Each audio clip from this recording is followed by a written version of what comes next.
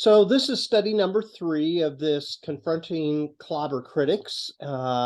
Just a way of talking about how we talk back to those who use certain passages of scripture to denigrate the LGBTQ community. So today we come probably to the hardest of the passages, those 6 passages that we are looking at in the course of our study. The first one was out of Genesis 19, which is the Sodom story, the violent rape to humiliate and intimidate the angels that were visiting with Lot. And then last week we talked using a little bit of background information about Leviticus 18:22 and 20 verse 13. And I reminded you that the first part of Leviticus was the priestly code, what they were required to hold to be able to offer sacrifices, etc. The latter half of the book of Leviticus is more of a cultural code. It's often called the holiness code because it is believed that there are 2 different contributors to the book of Leviticus, the priestly contribution in the first half of the book and the holiness tradition in the second half of the book. And we talked a little bit about this holiness code that ranges everything from the way they conduct their sexual life to how they observe their dietary laws to other things that sets them apart from some of the surrounding nations. So we said last week that this holiness code is designed in such a way really to help the nation of Israel to get a start into a new land as a new nation, and it is to help prevent them from following the ways of worshiping idols and other pagan rituals. Now that brings us to the New Testament. And the remaining references we're going to look at are found in the writings of Paul. So you see there Romans, and then 1 Corinthians chapter 6, and then 1 Timothy chapter 1. In many ways, 1 Corinthians 6 and 1 Timothy 1 are very, very similar. They're not really adding too much new. But this Romans passage here is quite a literary masterpiece. And I want to share with you, like I did last week, a little bit of background material. Those of you who've been studying on Wednesday nights with me for a while will remember that we went through the book of Romans not too long ago. And we had to keep in mind the purpose of the book of Romans to understand the parts of the book of Romans. And so I'm going to share some of that material with you, and then we're going to dive into chapter 1, in particular, verses 26 and 27. Let me read that for you right now, and then we're going to kind of double back and try to get a running start at it to see what it possibly is referring to. So in Romans 1, 26 and 27, it says, because of this, God gave them over. Incidentally, that phrase, God gave them over, appears 3 times in the text in verse 24, 26, and 28. So that's something to keep in the back of our minds. Because of this, God gave them over to shameful lusts. Even their women exchanged natural sexual relations for unnatural ones. In the same way, the men also abandoned natural relations with women and were inflamed with lust for one another. Men committed shameful acts with other men and received in themselves the due penalty for their error. Now, if we are to go on to the next verse, you'll see that even though we tend to pull those 2 verses out, or by we, I mean Christians often do this, they pull that out as a way to heap condemnation upon the LGBTQ community. They stop reading at verse 27, but I don't want to do that. I want to read verse 28 and following, because you're going to see this as part of a catalog of different sinful behaviors, and it's a setup really to chapter 2, which we'll get to in a little bit. It says, furthermore, just as they did not think it worthwhile to retain the knowledge of God, so God gave them over, there's that repeated phrase, to a depraved mind, so that They do what ought not to be done. Well, what is that, Paul? Verse 29, they have become filled with every kind of wickedness, evil, greed, and depravity. They are filled with envy, murder, strife, deceit, and malice. They are gossips, slanderers, God-haters, insolent, arrogant, and boastful. They invent ways of doing evil. They disobey their parents. They have no understanding, no fidelity, no love, no mercy. It seems to me like Paul is throwing in the whole kitchen sink here. And there's a reason for that. I'll show you in a moment. Although they know God's righteous decree that those who do such things deserve death, they not only continue to do these very things, but also approve of those who practice them. So in this passage, what we are observing here is a catalog of sins, of which is this one that is talking about same-sex relationships. So here's what I want us to do. By way of introduction, the book of Romans, I think, probably carries the most punch in this topic. If we can get a handle on this one, I think that the others kind of fall in line. So here's two questions that I want to ask. Do these two verses have the singular power to hold back the LGBTQ community from full inclusion in the kingdom of God? Or does this disqualify individuals who have same gender orientation? Does this exclude them from the kingdom of God? And if you want to try to define the kingdom of God as somehow afterlife, what does that mean? Secondly, do these two verses hold the key to the lock that keeps our gay brothers and sisters from being members in the church and also having leadership positions within the church? If you can hold those two questions kind of in the back of your mind, then I think it'll help us as we come to a conclusion tonight. So as you see on the screen, we must begin by asking what's going on in Rome in particular, and why did Paul write this letter specifically? And that's going to cause us to double back, and for some of you, this will be a refresher for a couple of minutes of what we talked about when we went through Romans. So remember when we looked at the book of Romans, we had an unusual approach to how we read the book of Romans. And this came at the suggestion of Dr. Scott McKnight, who wrote a book that's called Reading Romans Backwards. And his suggestion was you don't get to the purpose of the book of Romans until you get to the end of the book.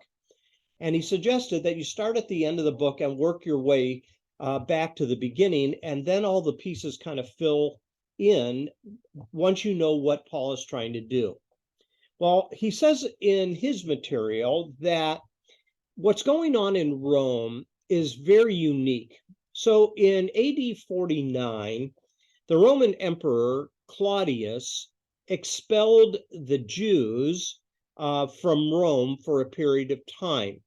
And it's interesting, some of the historical sources tell us that these Jews were rioting at the instigation of a one named Chrestus. You see, Chretus. And some assume that what is meant there is Jesus Christ. There's a similarity of name there. So, you know, if you read the book of Acts, that when the gospel was preached in various parts of the Roman Empire, it wasn't received very well. And there was often pushback against Paul. And in particular, there was a riot in the city of Ephesus that you can read about in the book of Acts. And what you find is that every time Paul would preach, he was often pushed out of the city and he had to move along. Well, some of the individuals that pushed back on him were those that were devotedly Jewish and saw Christianity as a threat to their Judaism. And so many Jews often did kind of push back, and there were riots. Sometimes Paul would have to escape by an inch of his life. Well, if the Jewish people pushed back on the movement of Paul's missionary journeys, then possibly what occurred was Christian Jews, those who had come to faith, also were lumped into national Jews. And so between 49 and 54 AD, all the Jews, can you imagine this? All the Jews in the city of Rome were expelled from the city. They had to leave. They left their jobs. They left their homes. They had to find refuge somewhere. In other words, they became refugees in many respects. And what was left behind was these small house churches that were established in Rome on their own. Paul had not been to Rome yet, so he didn't start these, but individuals that were converted started some house churches in Rome, and that included both Jews and Gentiles. Those Jews were expelled and they had to go on the run, and that left these house churches with Gentiles only. And that made a significant impact upon the way these Gentile house churches for this period of time would begin to grow in their faith and begin to exercise leadership regarding the house churches. So Claudius in 54 AD will die, and the edict is lifted. And these Jews, both national and Jewish Christians, made their way back to the city of Rome.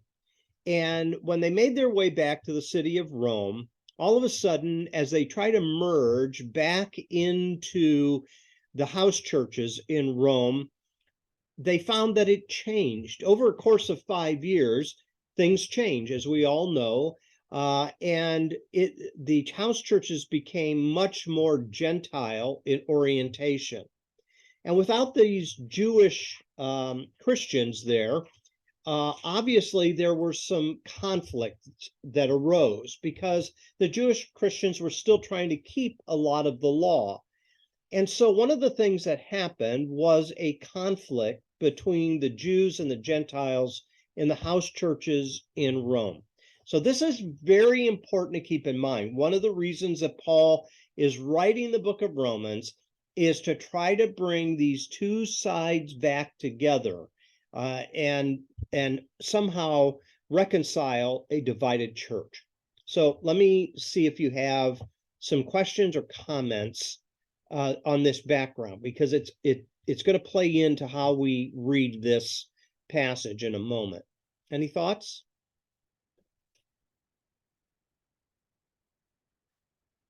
So one of the things that we talked about when we did study Romans is that there is a pretty big deal that is made between two groups of people that Paul calls the strong and the weak.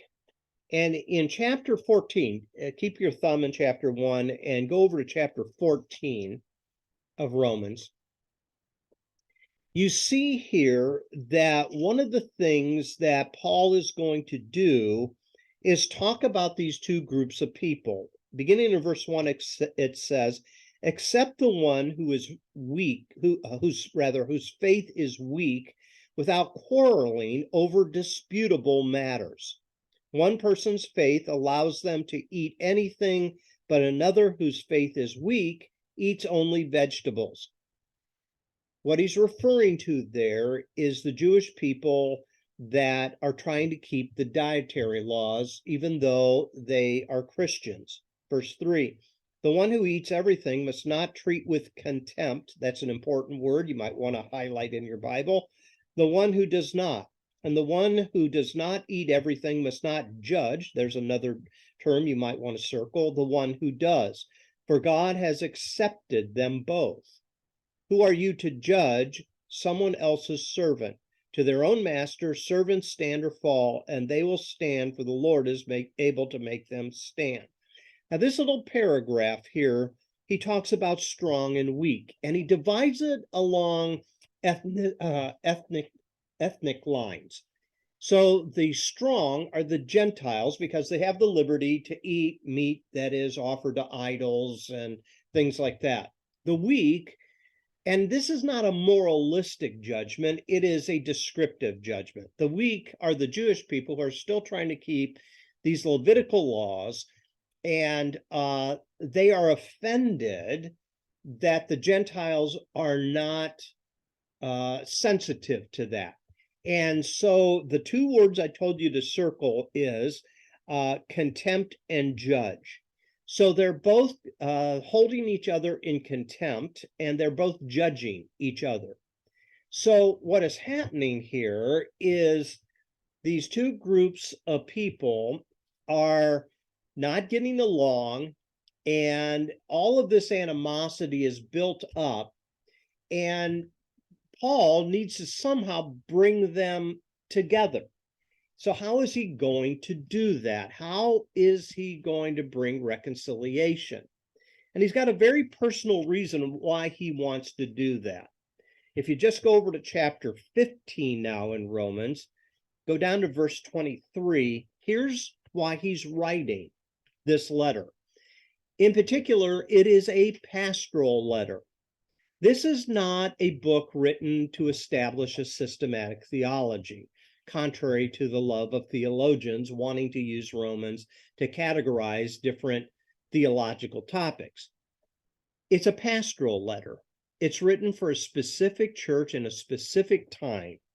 And he wants them to get back together because he has a personal reason.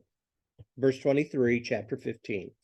But now that there is no place for me to work in these regions, in other words, he wants to move on from Asia Minor, where he established all those churches. And since I have been longing for many years to visit you, I plan to do so when I go to Spain. I hope to see you while passing through, and to have you assist me on my journey there after I have enjoyed your company for a while. Now, however, I'm on my way to Jerusalem in the service of the Lord's people there. For Macedonia and Achaia were pleased to make a contribution for the poor among the Lord's people in Jerusalem. They were pleased to do it, and indeed they owe it to them. For if the Gentiles have shared in the Jews' spiritual blessings, they owe it to the Jews to share with them their material blessings. So after I have completed this task and have made sure that they have received this contribution, I will go to Spain and visit you on the way, and I know that when I come, I will come in full measure of the blessing of Christ. You know what? The reason Paul wants to go to Rome is to check up on the individual house churches in Rome, certainly. But he also wants them to support him on his missionary journey to Spain. So this is a trip to raise money, and it is to help him to go on to Spain and to preach the gospel in Spain. So how is he going to do that? Well, he's got to encompass a vision where both sides that don't agree with each other and are arguing with each other are on a level playing field. Okay, let me stop there. Some thoughts or questions or comments?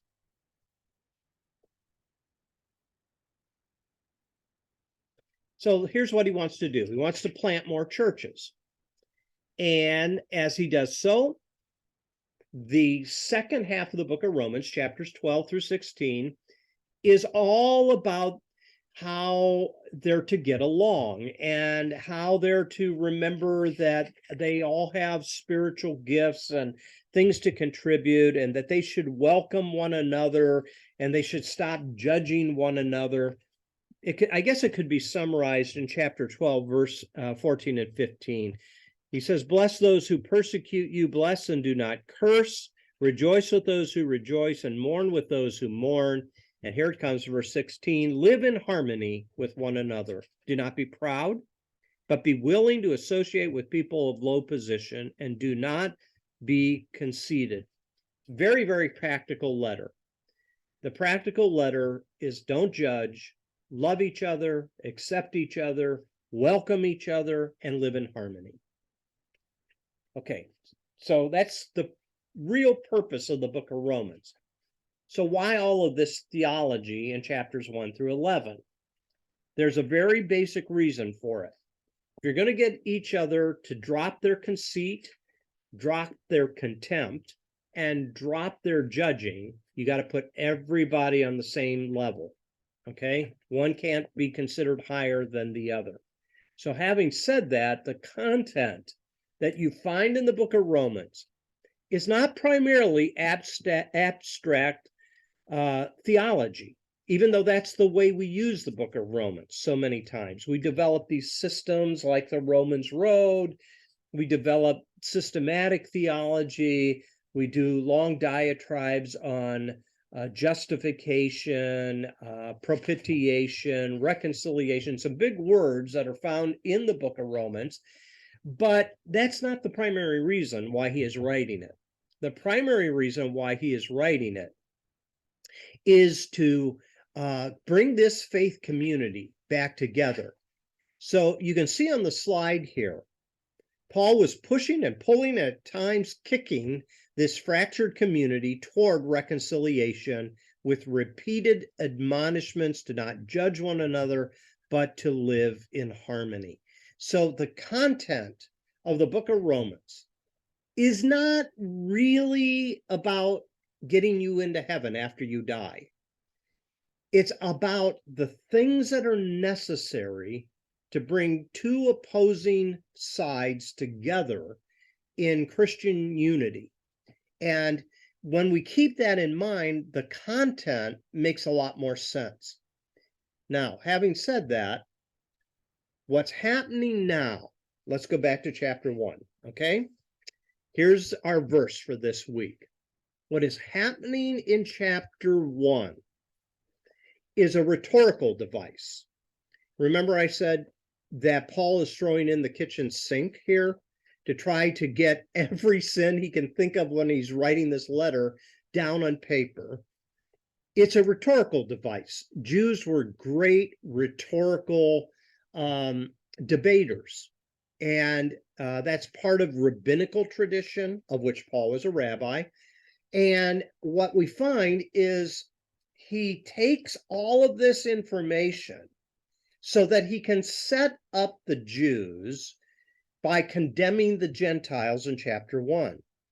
So in chapter 1, that catalog of sins that you see there is in particular directed against the Gentiles, but it's a setup. And the setup comes to chapter 2.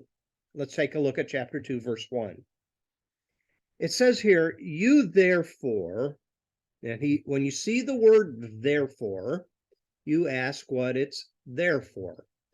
It's a summary of what's come before. And what it is saying is, in light of all the dark corners of Gentile pagan existence and worship, it would be easy to just condemn them as dark, pagan, vile, evil people. You, therefore, have no excuse. You who pass judgment on someone else, for at whatever point you judge another, you are condemning yourself, because you who pass judgment do the same things. Chapter 2 is directed toward the Jews. And he's saying, you think you're high and mighty, and you think that you're above this type of behavior, but you're not, because you do the exact same thing. And you're no better than the Gentiles either. And how do we know it's the Jews? Well, if you jump down to verse 17, he then actually calls out who he's addressing. Now you, if you call yourself a Jew, if you rely on the law and you boast in God, if you know his will and approve of what is superior because you are instructed by the law, if you are convinced that you're a guide for the blind and a light for those who are in the dark, an instructor of the foolish, a teacher of little children, because you have in the law the embodiment of knowledge and truth, you then who teach others, do you not teach yourself? You who preach against stealing, do you steal? Uh-oh. You who say that people should not commit adultery, do you commit adultery? You who abhor idols, do you rob temples? Now all you got to do is read the Old Testament. You know that the Jews were guilty of some of the very same things. And what Paul is doing here is setting the trap to level the playing field so that when the good news comes about in chapter 3, for all have sinned and fall short of the glory of God, for the free gift of God is eternal life, it applies to everyone evenly. It's not a two-tiered system. Okay, let me stop there for a second. Does that make sense to everybody? Have some questions or comments there? Okay, so how does that pertain to the clobber passage? Here we go. So what he is doing in this section of Romans is basically heaping blame and destroying the boundaries between Jews and Gentiles. And the two verses are part of this larger section of chapters 1 through 3 of Romans. And it has a goal. It really does. It is whipping up an emotional response by the Jews toward the Gentiles. I mean, can you imagine here when they hear this about all these pagan Gentiles, they're kind of in the back going, yeah, we're better than they are. Yeah. You tell them, Paul, you tell them, right? And then he turns it on them in chapter 2. And all of a sudden, what we find is that Paul is using this discourse to really cause them to look inside themselves and to humble them so that they will then reach out and love one another, forgive one another, reconcile with each other. Now, what you will find is this passage here in chapter 1 is borrowed from an older piece of literature called the Wisdom of Solomon. We don't have the Wisdom of Solomon in our Bible. It is a part of the Apocrypha that's found in the Catholic Bible. Remember, we've said on a number of occasions that the Catholic Bible has more books than the Protestant Bible. So they include these books. Now, I'm not going to bore you to death this evening, but I want you to look first at chapter 1, how it begins here, when he talks about the glory of God that is seen in creation. So jump up to verse 21 of chapter 1. It says, let me jump up to verse 18. It says, the wrath of God is being revealed from heaven against all the godlessness and wickedness of people who suppress the truth by their wickedness, since what may be known about God is plain to them because God has made it plain to them. For since the creation of the world, God's invisible qualities, his eternal power and divine nature, have been clearly seen, being understood from what has been made, so that people are without excuse. For although they knew God, they neither glorified him as God, nor gave him thanks, but their thinking became futile, and their foolish heart were darkened. And although they claimed to be wise, they became fools and exchanged the glory of the immortal God for images made to look like mortal human beings and birds and animals and reptiles. In other words, idolatry is at the heart of this. God's glory is seen in the created order, but they take that glory and they whittle it down to things that they see around them and the animal world and so forth, and make idols out of them. Well, you might not know this, but if you were to read, and if you have somewhere in your home, or you can look it up on the internet, the book, The Wisdom of Solomon. If you were to read chapter 13, verses 1 through 19, and chapter 14, verses 18 to 27, and again, I'm not going to burden you with that, but what you're going to find is the information there is parallel to what Paul is saying in Romans chapter 1. It is quite likely that Paul is using this as a resource. And I'll just read a couple of verses in the Wisdom of Solomon, chapter 13, verse 1, it says, "For all people who were ignorant of God were foolish by nature, and they were unable from the good things that are seen to know the one who exists. Nor did they recognize the artisan." I love that translation. "Nor did they recognize the artisan while paying attention to his works. But they supposed that either fire or wind or swift air or the circle of the stars or the turbulent waters or the luminaries of heaven were gods that rule the world." I'll jump down. Verse 5 says, "For from the greatness and beauty of created things comes a corresponding perception of their creator." And then in verse 10 of that passage, it says, "But miserable with their hopes set on dead things are those who give the name gods," plural, "to the works of human hands, gold and silver fashioned with skill, and likeness of animals." So whether Paul is paraphrasing the wisdom of Solomon or not, or whether he's taking some of the ideas from it, what we find is it has parallel information to it.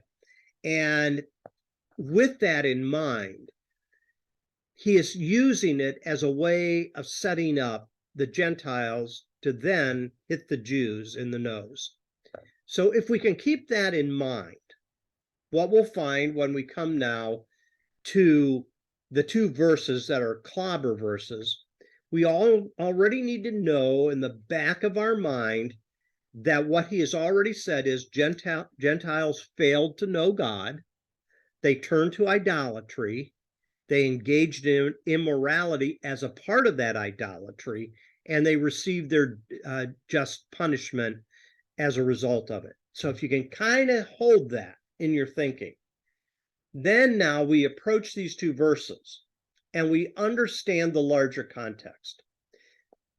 Any questions, comments?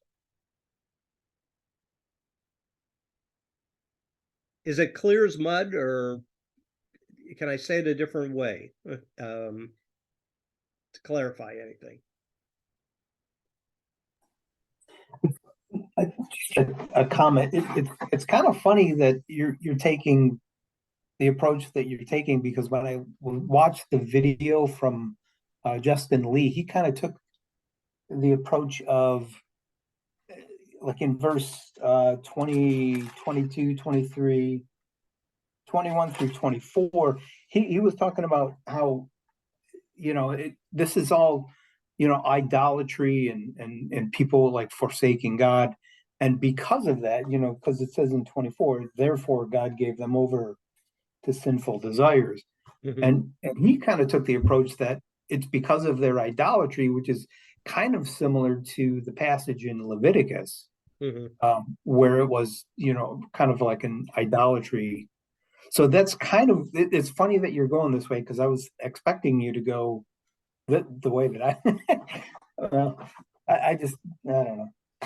Well, I think that's a very legitimate point that Justin Lee is making, that the context preceding verses 26 and 27 has idolatry in mind. And with that then is this verse 24. So even before we get to verse 26, it says, "Therefore God gave them over in the sinful desires of their heart to sexual impurity for the degrading of their bodies with one another."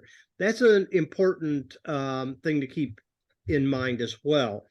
Whatever is being done, it is degrading.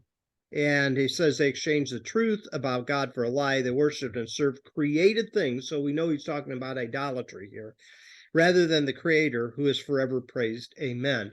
So I think Justin Lee is onto something there.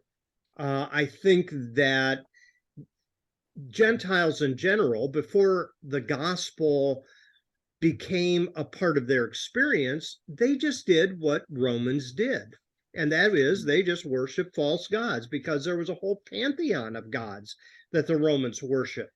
And that would not be unusual at all for Gentiles to follow the way of their father and their grandfather, and that is the worship of idols. And the Romans also had some gods that had very elaborate temples.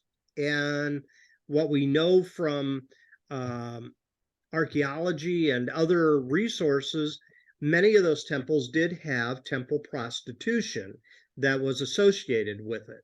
So I think that's a good point, is to keep in mind that what Paul is talking about is idolatry and the types of practices that go along with that. So Yeah, you're just giving me a different way of thinking about this than like reading Romans backwards. That's kind of an interesting concept to me. it was to me too. And this book is not very old, by Scott McKnight. Scott McKnight, he's a professor up at Northeastern Seminary in Illinois. It's I think that's the one. I might be wrong on that. It's outside Chicago. But anyways, he is a very a very good scholar. He's got blogs that you could subscribe to and stuff too. He's always writing stuff, but he really made a good point. And if you're interested in that, on our website, if you go to the Wednesday study tab, there are those lessons on the book of Romans there, and I'd be happy to print out the handouts that I gave out, because that's not on the website, but I do have it on my computer if that's something you're interested in. So, okay. Any other thoughts? Okay, now we get to the nitty-gritty. So we're holding tension in our mind here about how Paul's leveling the playing field between the Jew and the Gentile. Imagine Phoebe, the one that is delivering the letter of Romans to the Roman house churches, and each house church, she gets up and she reads it. Can you imagine the pathos every time she reads this letter in these different contexts? Because you have different groups of people now that the Jews are allowed to come back in to the house churches after they had been expelled and exiled for a while. Can you imagine the type of conversation that must have generated in each of these house churches? All right. So now, verse 26. Along with context and circumstance, you have translation. So in verse 26, it says here, because of this, God gave them over. I'm reading the NIV translation here. God gave them over to shameful lusts. Now, just like the word abomination that we talked about last week, this word here has been used by different translation teams in different ways. So you see a few examples here in the English Standard Version. It's translated dishonorable. In the New Revised Standard Version, it's translated degrading. The NIV uses the term shameful. Now, it's interesting that in other words, there's some elasticity to this word that is used in other contexts. And so translation teams are wondering, I wonder what Paul has in mind here. Is he talking about honor and dishonor? Is he talking about something degradable versus honorable? Is it shameful? So each translation team has translated it in different ways. So even there, we're already in trouble, because not even translation teams can agree on how this should be translated. The Greek word here is atimia. And when you look at cross references in Greek, Koine Greek, it's not so much about being something morally reprehensible as culturally shameful. In other words, there is a wide variety of different things that cause us to say, now that's disgusting. That's disgusting. And it could be something small, really. that we feel is disgusting, like we talked about last week in Leviticus, something that is culturally unacceptable. Or it could be something that is really, really threatening to the community. So let me give you a couple of examples. Remember a couple of years ago, there was a song that this guy came out with that said, pants on the ground, looking like a fool with your pants on the ground. Well, that's one way of saying, oh, no, that's disgusting when you can see a guy's underwear. But that's nowhere near what's happening in our culture now, where there are more guns in our country than there are people. Had another shooting up at Michigan State University. Just, was it yesterday or day before yesterday? And you might say, that's not only disgusting, that is evil.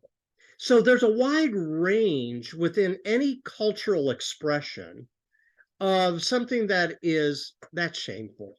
That shouldn't be done in public. You know, some people have problems when a new mother is going to breastfeed their baby out in public. Oh, they shouldn't be doing that. You know, that type of thing. So what I'm trying to tell you is this here has something attached to it that is revealed in the rest of the list that Paul gives beginning in verse 29. And that is, these are pretty vile type of things.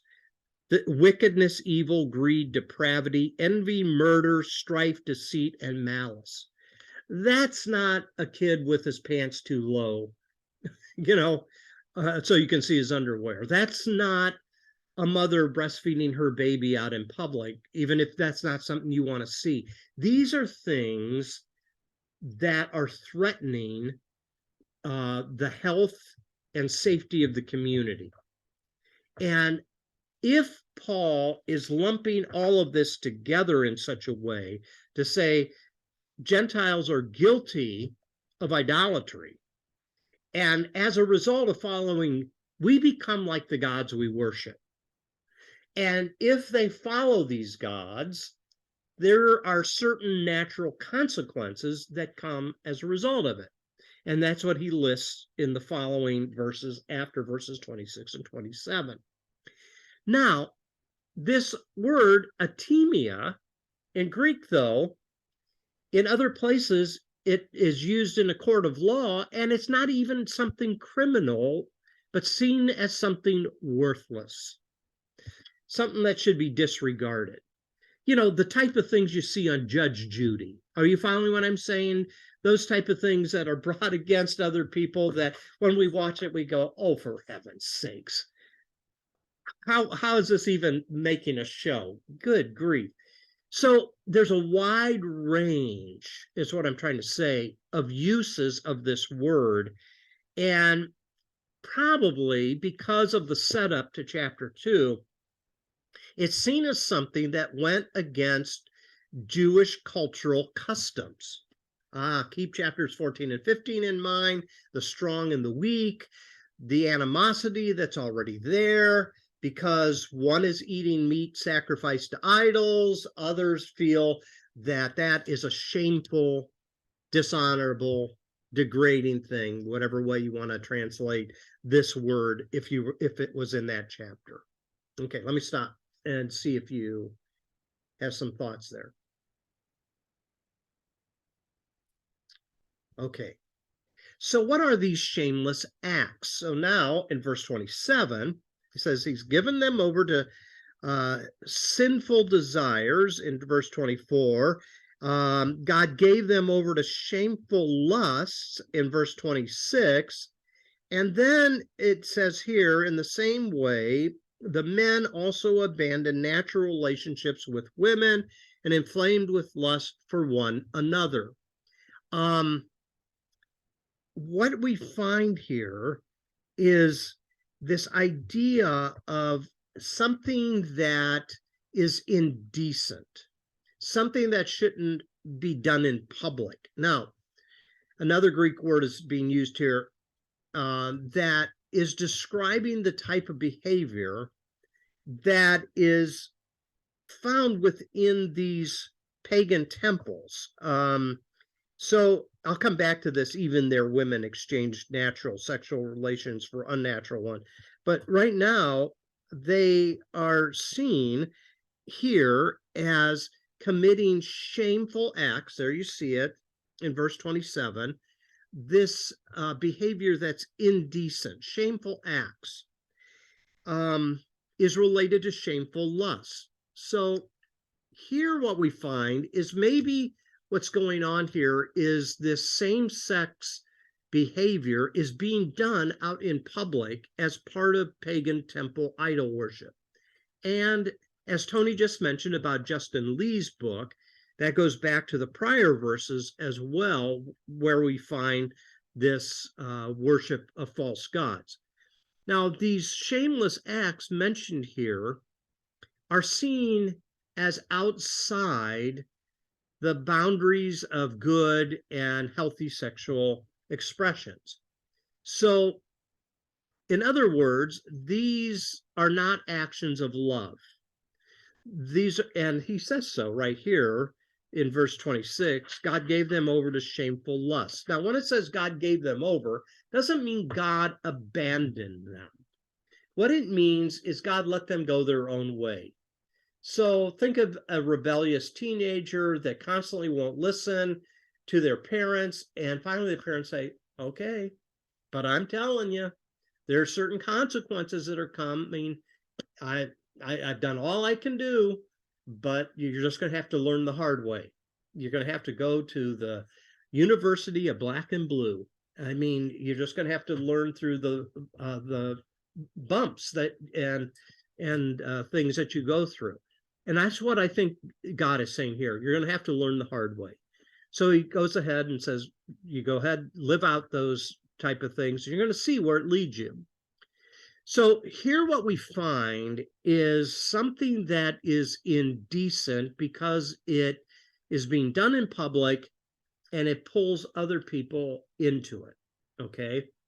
Now, questions or comments before we get to the next slide? Now I want to come back to this contrary to nature. That's another vague thing here. What does he mean?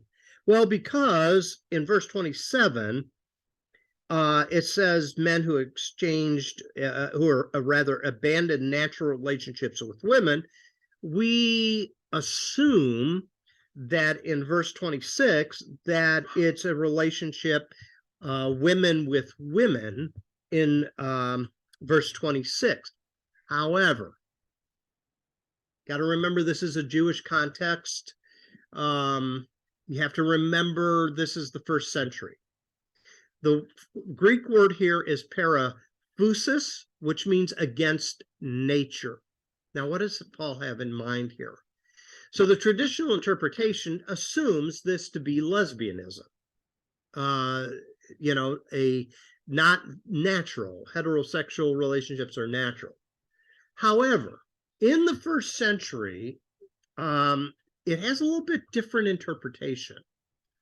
A male and female that has sexual intercourse is natural, especially in the Jewish world, when it has the potential for procreation. When God said, fill the earth, Jews would see that as a creation command, that sexual relationships are to be used to bring new life into the world. Now, that's not a concept that's only in Genesis, or is it only in the scriptures? That's the idea that goes back to Plato, too, in Greek philosophy. So if a man was having sexual relationships with his wife in parts of her body, whether it is oral or anal, it doesn't have the potential for procreation. So it is very possible that this verse is not necessarily talking about lesbianism. It could be talking about the unnatural sexual relationships that don't have the potential for procreation. That's one legitimate option to interpret. So, as you can see at the bottom of the slide here, women exchanging natural relationships, that is the procreative sexual activity, for those that are contrary to nature, non-procreative sexual activity, could mean that it is a shameful thing when a woman has anal intercourse or even oral type of activity, because it doesn't fulfill God's command to procreate. Okay, does that make sense to you? We just automatically lump it in with the next verse, but there are other interpretive options there that could go hand in hand with this. Well, that's against nature. That's not the way God created men and women to use their sexual activity. So in ancient pagan temples, were there alternate sexual activities going on with temple prostitutes? Very possible. Very possible. Thoughts there? I think you're beginning to see this isn't a simple black and white type of verse. It's got a lot of moving parts to it. So let's talk a little bit about temple prostitution. That's a fun topic, right? So in the Greco-Roman world, all these temples that are dedicated to the different gods and goddesses often have sexual rituals that are attached to them. And some of these activities were central components to the worship of those gods. Remember when we talk about the Old Testament, why the Asherah pole was so important and why were the Jews so attracted to the worship of Baal and Asherah? Because they were seen as fertility gods. And in the ancient world, the more kids that you had, the better off you could be to work the land, especially in agriculture and those type of things. And even to our early history as a country, where we had a lot bigger families, kids were seen as a blessing to work on the farm. More hands make lighter work. And so in the ancient world, procreation is quite important, and barrenness is assumed to be a curse.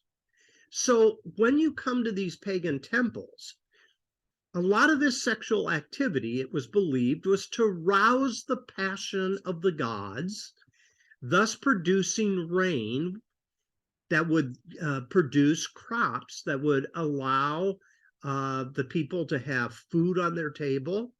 And there was often mysticism and superstition that in the worship of these gods, it would open the womb of the women so that they would be able to have reproductive success, that type of thing. So in any given temple, you see there at the bottom of the slide, you could find both male and female prostitutes that engaged in cultic rituals.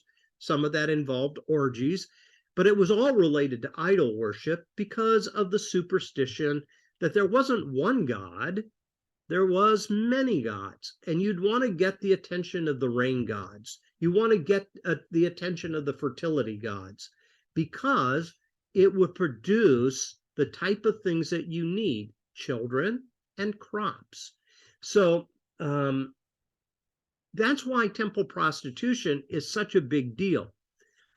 Is it related to sexual lust? Sure, but it's more than that. It is also related to what this could produce from the gods that they were worshiping. Does that make sense to everybody?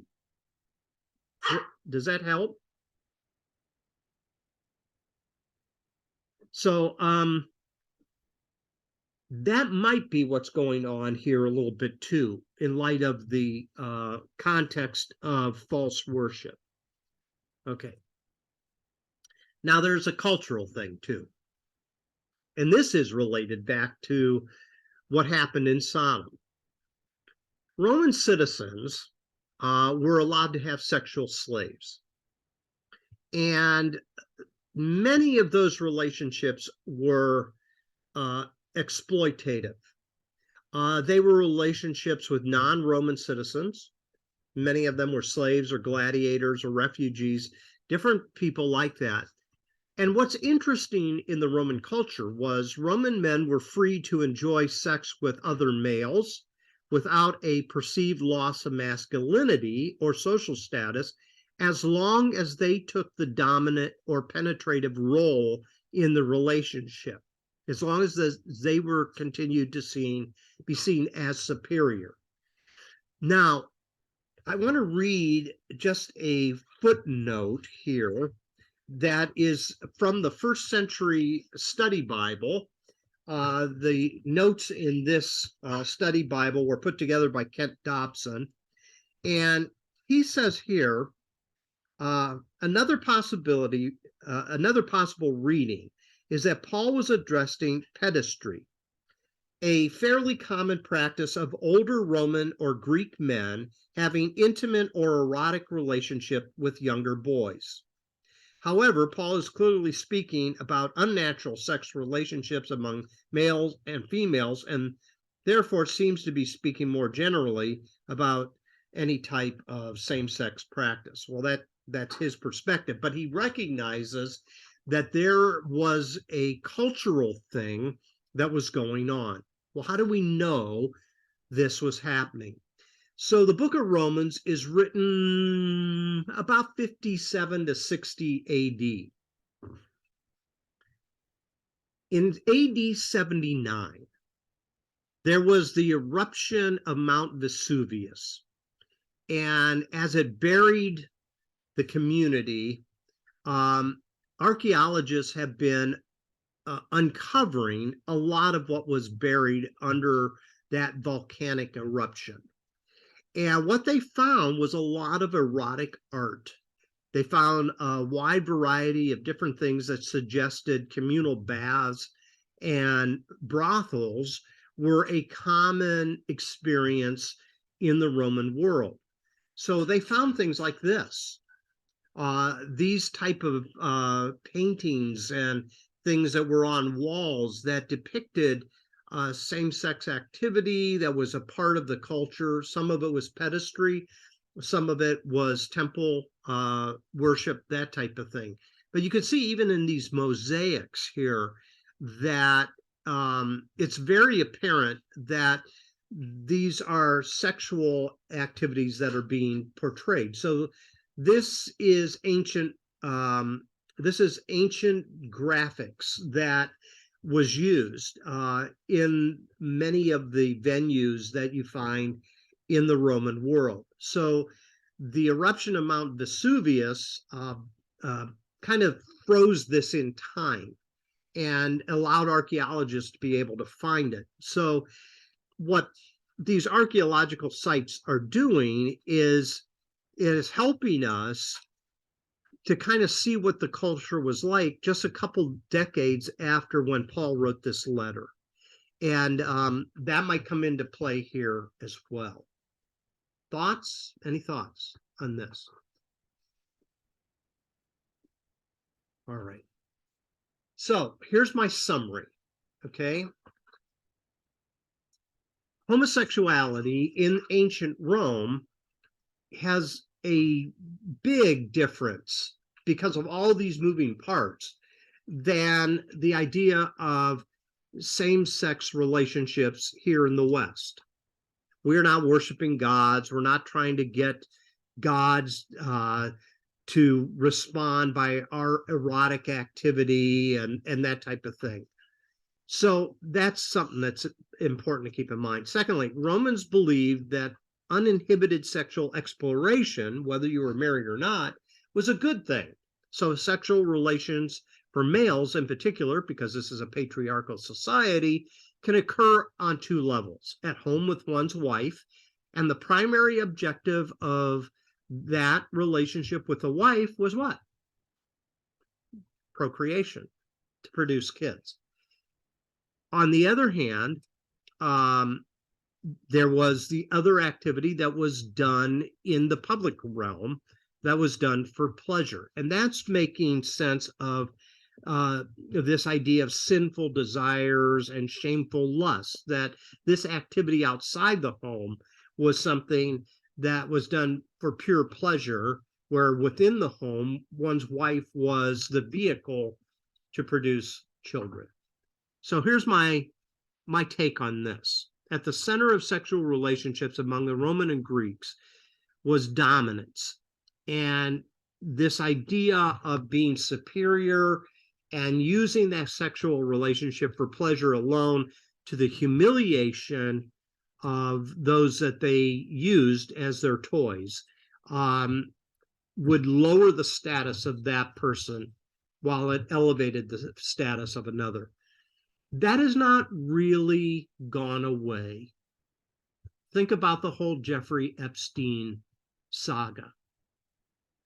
Think about private gatherings. In this case, it's with young women, but nonetheless, it's dominance of rich, powerful people that are using other people for their own satisfaction. And my personal opinion is, I think that's what is going on here, because of the other sins that are mentioned that follow in verse 29. Those are very degrading type things. Think about deceit and malice and those type of things that put other people down. So that's my take on this passage. It is by far probably the hardest passage in the whole Bible to sort through and think through. And I've given it my best shot to you tonight, but I think you can do a lot more reading on it, and you'll find that there are a lot of moving parts to this. It's not a black and white thing. It's not simplistic. It's very complicated. So let me stop the share and get us all in view here, and see if you have any questions, comments, concerns, criticisms, whatever you might be thinking. Anyone?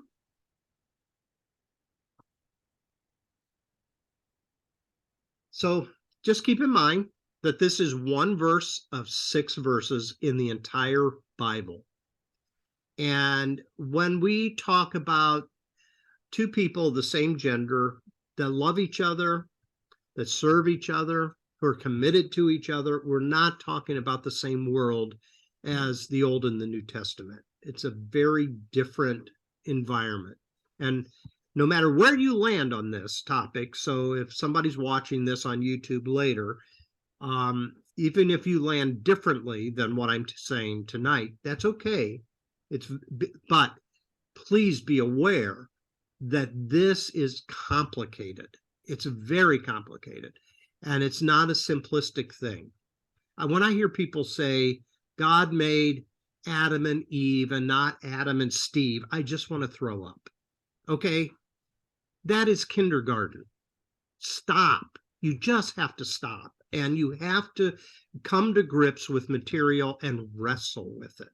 So that's my diatribe. So any other thoughts that you have?